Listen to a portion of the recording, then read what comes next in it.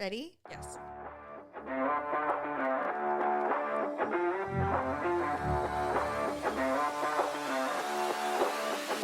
Welcome to the Uglee Truth. Happy New Year! Ugh! Oh, that's embarrassing for you. Pull the mic in closer to you so that you may speak into the mic. There you go. Everyone, I'm glad you're talented in other fields besides singing. I'm Jamie. This is my daughter, Kenzie. Welcome to the show. Yeah, your government name. Well, what should I call? Oh, Kenzie. Kenzie. All right, I will call you Kenzie from now on. Well, you're right. No, you're the only one that can call me my government name. Okay, so that's okay. I saw it wasn't a TikTok. It was I think a reel or whatever of women yelling their husband or boyfriend's government name, including their middle name, from another room. So like they're like, Daryl Wayne Minor, and all of a sudden you hear this.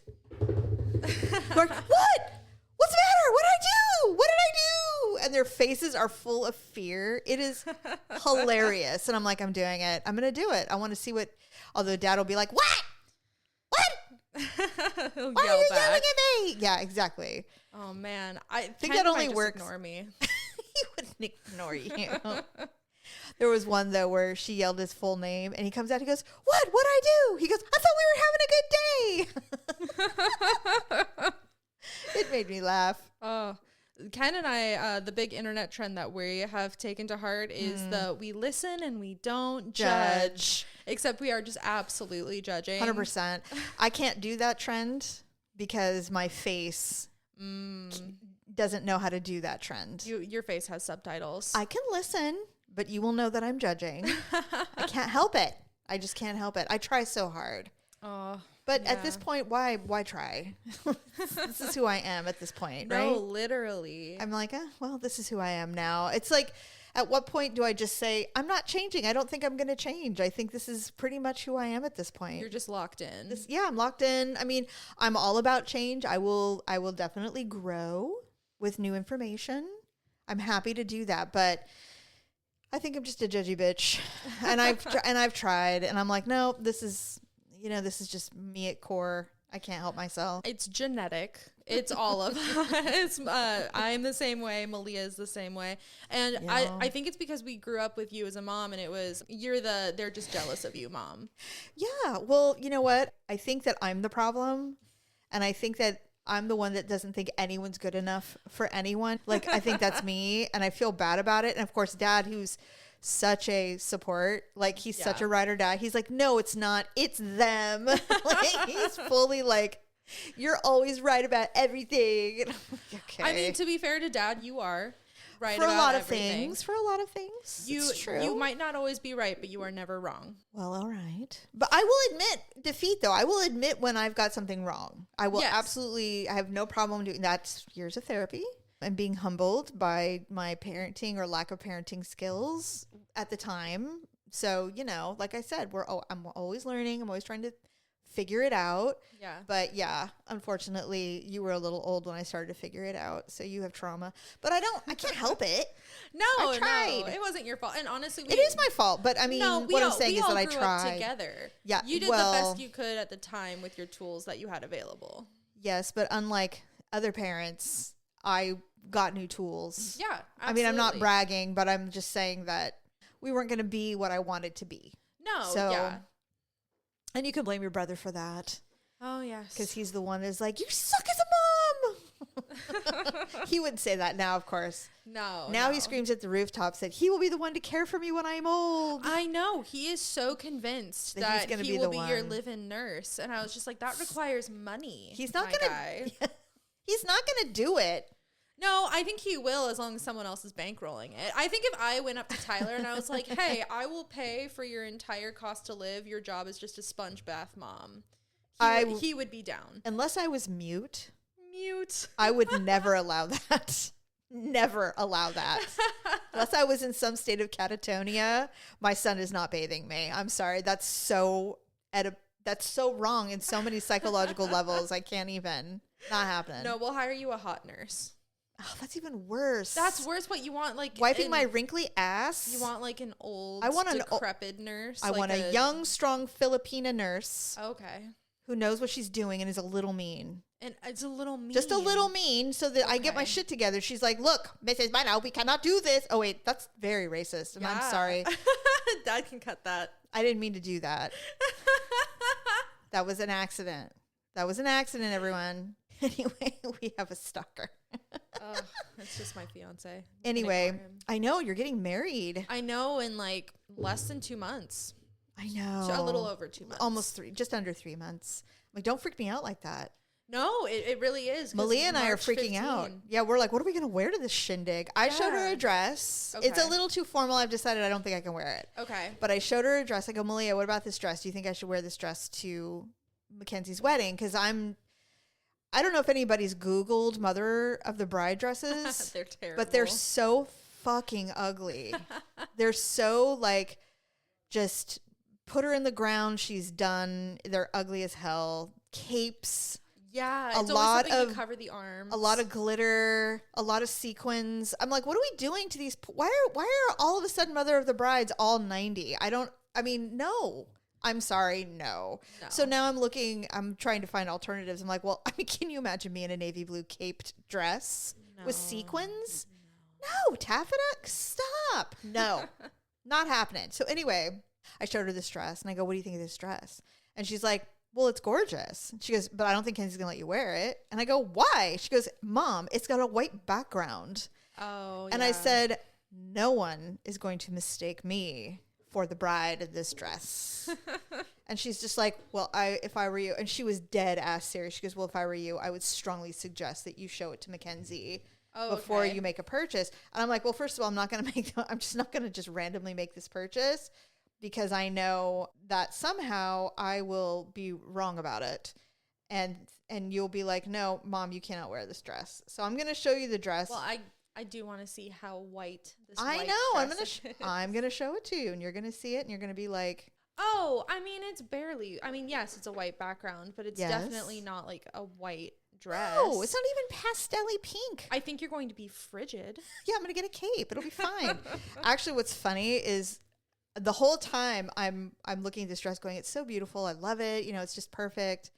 And then I'm like, and then I'll get like a fuchsia cardigan to wear with it. And I think that would look so beautiful with it. And I don't know. I just thought it'd be really pretty for the photos and everything. Yeah. And then Malia's all, it's white. You can't wear it. And I'm like, wait, you can't wear white unless the bride and groom say, hey, everybody's wearing white to the wedding, which people do that, obviously. But other than that, I'm like, I don't think anyone's going to look at this and go, oh, you're trying to upstage your child. No. I do not think so. I'm not a low-key person. But for some reason with my wedding, I've become like the most low-key person. I'm like, wear whatever, stay wherever. That's awesome. Just discussing it with all of the various people who are invited, I'm like, yeah, I'm not blocking rooms. Like, Alyssa my best friend asked me the other day, she was just like, oh, when are you sending out formal wedding invitations? And I'm like, I honestly think I'm going to send out a text. Yeah. A group text that says, hey, I'm getting married. This is an incredibly low key. Well, no, wait, let me backtrack. This is not a low-key wedding. No, it is luxe. This is a luxe bougie wedding. However, there will only be 10 people who will enjoy it. It is exclusive. It is, when you think you're at the VIP party, there's another back room, and then there's another one, and that's the one where we'll be. Yes. There's very few people are coming to this event. It's going to be amazingly fun. I'm so excited. So excited. Well, the best advice that I ever got when it came to wedding planning, which is the advice that you actually gave me, was do not invite someone to your wedding unless you would take them out and pay for a $100 meal for them. That's right. And so now there are 20 people invited to our wedding. There's nothing wrong with it.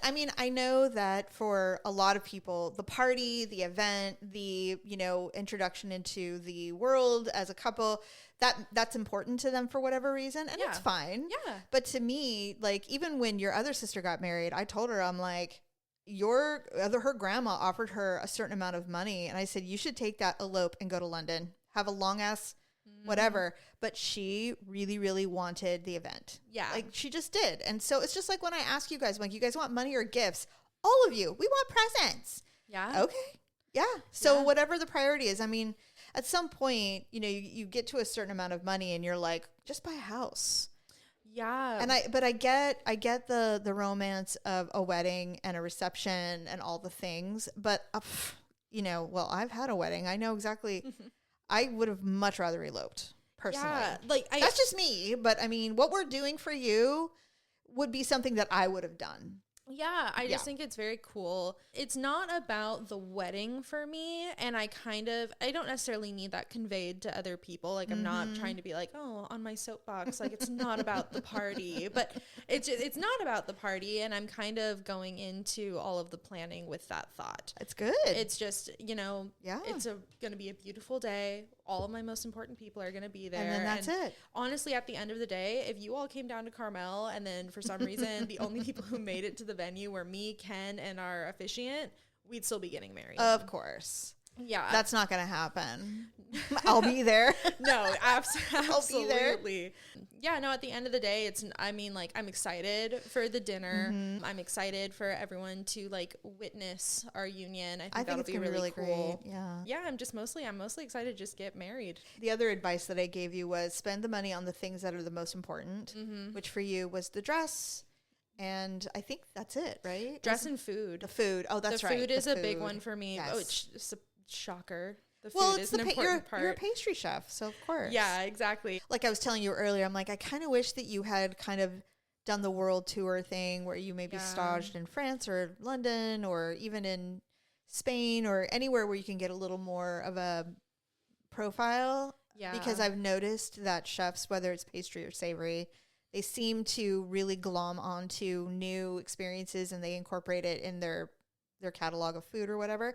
But you're still very young and you can still go and do those things. You know, you don't have to move to Europe to get that. And you can literally go for like 2 weeks and get it. I do plan on taking a pastry course in Chicago this summer. Yes. So I'm hoping that's like a 3-day course. So I'm hoping to be able to just go to Chicago. I'm going to go by myself. I'm going to get a nice hotel room and I'm just going to walk to my pastry class. Like, and listen, eat some amazing food. All I'm saying is that I'm not going to go with you if you don't want me to, but I love Chicago. I know. I love it. And I'm sure it's because my family's from there.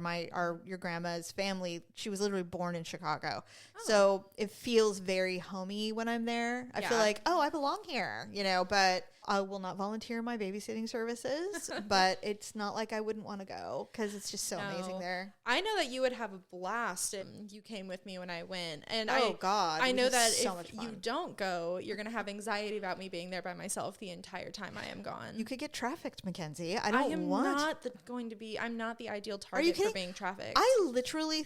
So my other child will eventually be moving to Europe for a couple of years, and I don't know how I'm surviving. I mean, I told another mom during New Year's Eve that happened, that she's going to be moving, and she's just like, how are you handling it? What are you doing? And I'm like, oh, I'm dying inside. I want them all close, but that's not fair. You know, I don't want that. I don't want you guys to be in a bubble. I want you to go live life and see things. Yeah. So, but yeah, when you were younger, you're like, I'm going to go backpack across Europe. I'm like, the fuck you are. Oh, you're not doing that. It's the reason why you still don't have a bike, sir.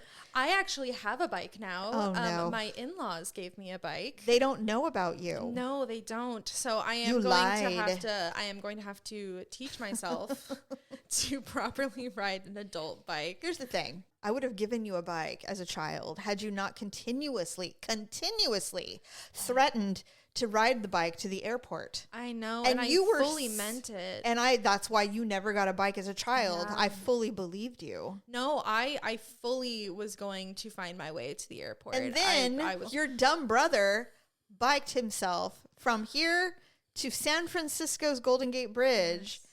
And if that didn't kill me, I was terrified. Well, you know what's funny is he got accosted by a prostitute.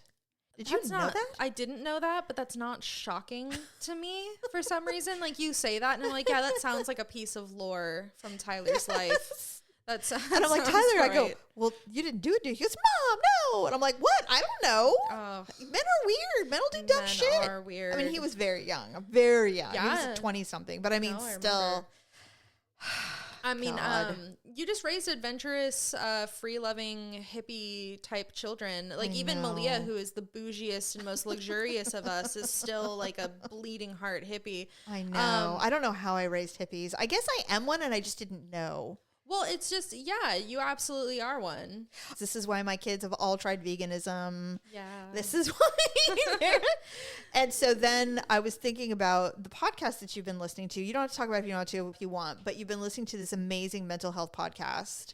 Oh. What's it called? Okay, so I am knee deep in several different podcasts. Oh, well, give me your fave right now. My absolute favorite one right now, which she has one podcast that completely changed my entire outlook for going into 2025. The podcast is called Mindset, Magic, and Manifestation. It is done by a girl named Michaela. Okay. I don't know her last name, but she did a podcast on Christmas Eve, actually, called How to Go from Boring to Bombshell. As far as your face or your brain? Your life. So she kind of goes in and she has like these 4 separate steps. I'm so sorry I don't remember them off the top of my head. No, you're just promoting the podcast anyway. The one that really like stuck out to me was just about changing your mindset from being someone who life happens to them and you're reacting to the things that happen to you. Okay. Rather than responding to what's happening in your life and really taking control and like. Versus just being a victim. Yeah, exactly. It's really about just like shifting your mindset from being somebody who like complains and has road rage and stuff is always happening to you and like all of that constant turmoil. You're kind of creating that for yourself. Right. By just being a reactionary person rather than taking the second to really like absorb like what's really happening. And this is actually a topic that I've discussed in therapy multiple times. My therapist calls it the tiger, which is basically like the premise is if you are sitting in a room and someone told you that there was a tiger behind you, what would your immediate feelings and reaction be to that and why? Right. And then as you gain more information, does that change? I don't know. I just really liked the way that she phrased it within her podcast. I just like self-improvement and not to get too hippie, but I just think that I've been on this earth long enough to see, and also because I'm just a voracious reader of history, just in general. Societal history is so fascinating to me. I have been seeing things like, well, you and I have been talking regularly about how we're literally living in the second Gilded Age currently. We have titans of industry that are taking advantage of our government, and that's not political. That's just the truth. They're using their billions to make their lives a little bit easier so they can do whatever business they want to do globally. And that was happening back in the 1800s. Prior to that, it was happening in, the monarchy, the patriarch. I mean, all of that. It's a cyclical societal thing. So when all of this was going down for when women started getting some freedoms in the 60s and 70s, there was a lot of women help women, raise women, girls supporting girls, women supporting women. Like it was a real movement, and it kind of stuck around until about the 80s when money became our god. And then but women were single and they're like, oh shit, I can make as much money as a man. This is great. And so that's what they started doing. Great. Awesome. My mom, your grandmother, did not own her own home without a man until I was almost 18. And that was not because she didn't make money. Yeah. That was other things. That was the patriarchy, essentially. But with that being said, I feel like now we're politically and socially, things are kind of doing the same thing where it's women helping women again, or just a reminder, hey, let's be a girl's girl. Yeah. Let's, because we're still minority in the sense that society isn't built for women to be power. No. So it's so cool that we have these podcasts or we have these new tools to do that. Yeah. And that's why I like having you on the podcast, because you and Malia have a very different perspective on society than I do. I'm very jaded. This is it might be a hot take, necessarily, maybe, but I've heard it said, and I always think it's really interesting when it's said, is that human women are the only people who have to procreate and live with their number one natural predator. Isn't that insane? Which is human men. Yeah, us, 100%. And it's always been that way, by the way. Yeah, and it's just, and it's so funny. On this similar thread, I saw a thread where someone had posted and they were like, it's always women mature faster to avoid men from taking accountability for taking advantage of younger women, but it's never said to uplift women into leadership positions. That's right. Never. And I wonder when they say, oh, well, girls mature faster than boys societally or even just emotionally. Yeah. And that is true. But I wonder if it's environmental versus true science. I don't know. I would have to look at some scientific stuff. I think it's environmental. I think it's the way that girls are raised versus the way that boys are raised. They are inherently and sometimes even subconsciously raised to be caretakers. Yes. Without even thinking about it. You buy them the baby dolls, you buy them the babas, you teach them, you buy them play cleaning supplies. I think kids should just pick out what they think looks fun. If your kid is a boy and he wants to play with Barbies because he saw a Barbie in Target and thought it was the coolest thing ever, just buy him the Barbie. Yeah, and you know what? Same if a girl really likes G.I. Joes or a Nerf gun, just buy it for her. It doesn't really matter. There was plastic horses that used to be on springs and you could ride them. Oh, okay. And I can't remember the name of it. They were like rocking horses, but they were on springs. So you could like literally jump up and down on them. And they were on a wire or they were on a steel frame. I played with that thing until probably third grade. Like I really loved it because I didn't have a whole lot of toys that were comforty toys like Barbies and stuff like that. Now my two little sisters, they did get dolls, which we promptly destroyed. We gave one a lobotomy once. We killed them constantly. Oh, no. We used to do funerals. We used to kill Aunt Allison's dolls constantly. We're like, we hate to tell you this, but Green Beans has died. And we're like, we need to have a funeral. She's like, no, because she was like fully like, these are my children, you know. So we were so mean to her. There's always one sibling. We used to it's the weak link. I don't know. No, it's so true. And I mean, you have 3 siblings. Yes. There are 4 of us children. Yes. Natalie was our Allison. I will never forget. What did you do? We used to hold court. And Tyler was always the judge. The crime was almost always going into his room. Malia was jury. Oh, she's so cruel. She is. And Natalie would always be found guilty. And she's like, what did I do? So we would put her in the green waste trash can. And then She had to serve her time. And then Tyler would sit on the lid. Oh my God. And we would do this in like the dead of summer. You are so mean. You could have killed her. Yeah. Okay, well, there's no now I completely understand why she ran away. She fled the state. She couldn't wait to get away from you people. Oh, yeah. I sent this TikTok. I'm sure I sent it to you because you think you want kids one day. I do. And this woman, she was like, my son had fallen asleep on the floor. Did you see it? No. Okay, so he was probably like 2-ish. Oh, and cute. he had fallen asleep on the floor in his room or something because he didn't want to go to bed, you know, normal. And she goes, so I walk in and I see him sleeping on the floor, and she shows him sleeping on the floor. And she's like, but I smell poop and I know that he's pooped his pants and I can't figure out where it's at. So I'm looking, I check his diaper. Nope. I look under the bed. I look everywhere. Nowhere. I'm like, where did this boy poop? I can't find it. He was cuddling with his log. No. Exactly. I know. That makes me want to vomit. She's like, children are foul. They are so feral. Oh, children disgusting. are so damn feral. And it reminded me of the time that Tyler was probably like, he might have been 18 months old, if a day. Oh. And I was literally like cleaning the kitchen. He was taking a nap. And all of a sudden I go, what is that smell? And I go into the room and he has, I am not kidding, removed his diaper and painted his crib with fecal material all over. And he was proud as pie. Oh. And I'm like, please. I'm like, why did I do this to myself? Oh. Why do children do this to my, I don't understand. Disgusting. You never did it. Good. And Malia did though. She wiped her butt on my couch. Yeah, and it was one of those butt. like fibrous. It was so bad that I literally drug it to the street. I know, and then someone took it. And then someone took it in the dark of night, and I'm like, you know what? Congratulations, have the poo couch. And to this day, it's the poo couch. Poo couch. Oh, yes, that's one of my favorite Malia stories. Well, because she so rarely, does anything disgusting. Oh, I know. I mean, maybe she does, and I just don't know. I don't think she does. She seems about as like prim and proper. I mean, if we're going to talk tea and shade, as Greg would say, we're going to really talk the tea and the shade. There was a time period in her life where she would, thank God we had the ability to track you people with phones. Oh. Because honestly, she would go into these weird recesses of Folsom. Oh, and yeah, just I get know what this and is. go get stoned somewhere in She the would dark get of night. And she I'm would like, get why? stoned and watch TV. Dad would be out of his mind. Out of his mind. He's like, we should just go out there. I'm like, you go out there. I don't want to catch my child doing anything inappropriate. I am not interested in that. She's alive. We can see her. It's fine. She was watching Grey's Anatomy. That's fine.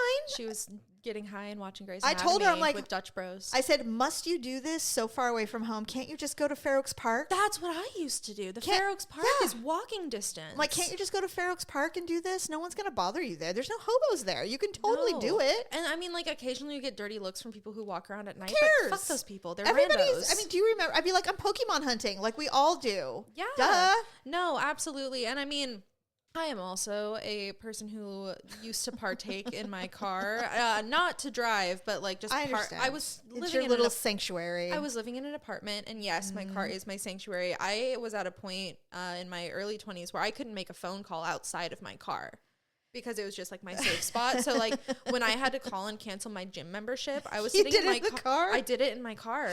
I was in the car yesterday. We were leaving. We went down to visit a friend, and we were on our way back. And somehow I started talking about violence. And Dad's like, why are you talking about that? I'm like, I don't know. I think I was talking about it in my brain. And then I just started audibly speaking. Yes. Which happens all the time. Yeah. I know I have ADHD. And it's like, I think I want to get medicated, but I don't know. I mean, if we're sharing, we all have it. We do all have it. And I think my case is unique in that I can't be on stimulant ADHD medications. Right. So the typical things like Adderall that everybody wants to get on, I cannot have because I will absolutely lose my mind into an insane mania. Don't ever do cocaine or anything. Oh my gosh. You might change your world, change your life. I would actually love to do cocaine at least just once to say I've done it. Same. But the problem is I'm so afraid of snorting something. So like really? I have had like long conversations with Ken about this, and I'm like, I just wish there was a way to like smoke cocaine. And he's like, yeah, that's called crack, Mackenzie. I don't want you to smoke crack. No one wants to smoke crack. Probably shouldn't. It feels very different saying, oh yeah, I just did a little bit of crack last weekend than saying, oh, because I was tried afraid a bump to of snort cocaine at a party. But yeah, I like the idea of like, I'm with you. A show that I have loved and watched many times is a show called Pose. I have to get back into it. I started watching it years ago. I need to finish it. It's so good. It's a little bit tragic. Oh, yeah. I won't give you any spoilers, but I know there's some death. There's lots of death. Yes. But in one of the newer seasons, one of the girls is trying to lose weight, so she's smoking crack joints. So it's that seems unhealthy. It's just weed laced with crack. Oh my! And I was just like, I wonder if that actually makes you skinny. We're so desperate for loss. I'm like, oh, I love weed. Like. Just sprinkle a little crack in it. In there. Don't do it. No, don't my gosh. Of course not. I don't even know anyone. How in the world would Ken make that phone call? Oh my God. Jamie, I'm so upset with him. I don't know how to tell you this. I'm like, spit it out. He goes, well, Mackenzie finally decided to smoke crack. And she has left the country. She has fled the country. She's cut off all her hair and has started a new life in a French town that I don't know the name. I don't know how long this will last. I'll be back eventually because she'll figure it out eventually, or she won't. You're going to find me on a boat in Greece with 3 men and a cat. Bonjour! Like, oh my God. No, absolutely not. Look how skinny I am. I mean, I wouldn't hate being skinny, but I don't think I want to smoke crack. I have asked for the Ozempic. My doctors, I've asked 2 doctors, and they're like, absolutely not. I'm like, why? And they're like, you don't need it. And I'm like, but I could be thinner. And they're like, we can all be thinner. Yeah. Okay. It's number 1. Number 2, there are healthy ways to do it. You don't have diabetes. Yeah. So you don't need it. And I'm like, God damn it. No, I said, well, I'm going to start eating sweet rolls and cake. And then I'm going to get it. And Dad, of course, here's the thing I was going to say. No one gets sarcasm anymore. Like, everyone takes everything so literally. I've noticed that. Like, the other day, it was a podcast that I really love, and she said something about how her kids have basically ruined vacations for her. She has 2 boys, and they're under 10, But she's like, vacations with kids is not a vacation. No, and it's not. Trip for the it's kids. a family trip now. Yeah. It's no longer, I'm sleeping until 10. I'm drinking all day. I'm having espressos all night. You know, that ship has sailed when you choose to bring kids on vacation. Yeah. It's no longer that. Now it's just a family trip to experience another place where they can complain. And that's just the reality. No offense. No, none. But it none is. Taken. So she was saying, and so in the so I commented and I said, children ruin everything. And I said, it's a mother's sacrifice. Yeah. Sarcasm. 100% sarcasm. Of course. I love taking you guys on trips. It's fun. Well, now as adults. Well, no. But honestly, even as kids, I love taking you guys on trips. But I never once thought for a moment that I was going to get any rest. Well, of course or not. Peace. And honestly, you and Dad did it so smart because you guys would take trips, just the two of you. Yeah. All the time. All the time. Not like all the time. No, but like but at least we a couple did, times a year. Yeah, we did do that. You yes. would leave us with Uncle Brad. Yes. You and Dad would go to New Orleans or wherever. We did not go to New Orleans, but I know what you're saying. Yeah. Yes. Dad we went did to go New Orleans away a few times, but my point is it was sarcastic. Yeah. I mean, they're like, how many hate comments did you Oh get? my God. They're like, you know, children are a blessing from the Lord. Oh, Christ. I got a bunch of those. Yes, literally. And then I got a lot of men were responding saying, you must be the worst mother. I feel sorry for your children. Like all this shit. And I'm laughing. Yeah. Obviously, I'm laughing. And I'm like, God, no one gets sarcasm anymore? There's no tonality? Like a mother's sacrifice along with children and everything. Obviously, that's sarcasm. Obviously. Yeah. But I'm like, this is the testament to just not having interactions face to face. I don't know. I think it's so weird. Combination. I think COVID did quite a number on people. I agree. Because first really of all, agree. people don't understand tone anymore. They don't pick up sarcasm. People are so much more rude and entitled. Well, than they get angry so quickly. Well, and this new, and I've officially reached that age. This new generation. Oh no, the Z's. They're illiterate. Gen Zs are illiterate. They are illiterate. Not even Gen Zs, Gen Alphas. Because now that we are in January, we are officially moved on. Any children born are now betas. Yes. Which means alphas are teenagers. Yes, you're right. I every once in a while do think about the after effects, the soon after effects of a pandemic like that we went through, the burnout of the healthcare providers, the falling apart of families because everybody was so angry and scared that it just made everybody really divisive. I feel guilty of that. I work really, really hard not to judge people for some of their beliefs unless it hurts me actively because it's not fair. No. To do that to someone who you didn't have a problem with before and all of a sudden, but social media just allows us all to just express ourselves a gajillion times over, constantly saying we can't say what we want, but we always say what we want. Everybody does.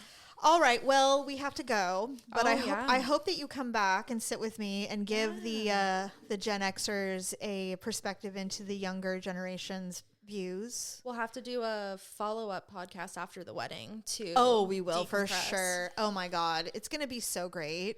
I think it's going to be great. I'm excited about it. I mean, I wish all wedding planning was like this. It feels so like cool. Like even like Greg, who's going to be doing your hair, and he's also a friend of the family.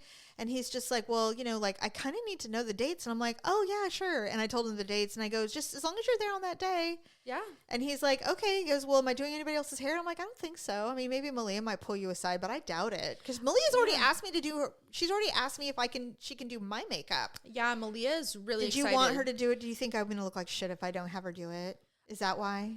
No, I don't think you're going to look like shit no matter what you do. I think you should let Malia do it. Oh, no, I'm going to. Yeah. I'm absolutely going to. I think it's going to be amazing. I think it's a good portfolio opportunity for her. Yeah. Hell yeah. Anyway, all right. Well, congratulations on your engagement and your wedding, your impending nuptials. Did you have an ugly and awkward moment? Oh, my God. Yes. And then we'll go. Yes. So, as you know, I have a rowing machine. I row constantly. Okay. And I love it. Lately, well, the last 2 weeks I have not, and I feel like a big flub right now. It's so bad. But you know, there's been so much cheese to eat. I just, you know, I didn't want to do it yet. I'm like, oh, why? Just wait. Yeah. Anyway, but before that, I would work out a lot. So I have a pair, I love Nike. Yeah. And so they have a certain line that they do, and it changes like every year or so. And I tend to just buy the upgraded version of that line because I just love the look, and they feel great when I'm working out or walking or whatever. Yeah. So I choose mostly black. And so I got the updated version like a year ago, and then I have the old version. What I didn't realize is they look fairly similar, but, Kenzie, I don't know how long I've been doing this, but for a while, I have been wearing one of each out. No. And here's the thing. The bottom, one is white and one is black. Oh, no. So you can see that they're clearly different. Why did I not ever notice? And did anyone else go, oh, look at that poor old lady. She doesn't even know how to put on shoes. Oh, I don't know. Or is it just so fashion forward that people go, oh, wow, that's very fashion forward. Like, I didn't know Nike was doing that. I mean, she laughs nervously. It's not.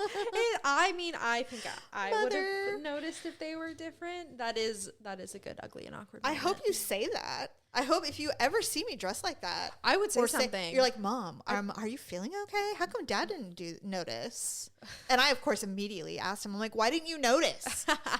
He's like, I'm sorry, I never look at your shit. I'm like, oh God.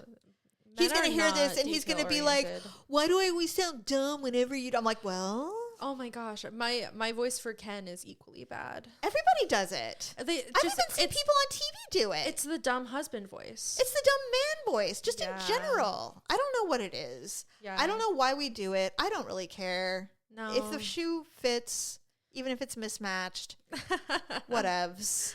Anyway. All right, everyone. Well, I hope everybody enjoys their first official full week of work. Oh, yeah. Well, not for you, I know. No. But, well, no, you had some time off.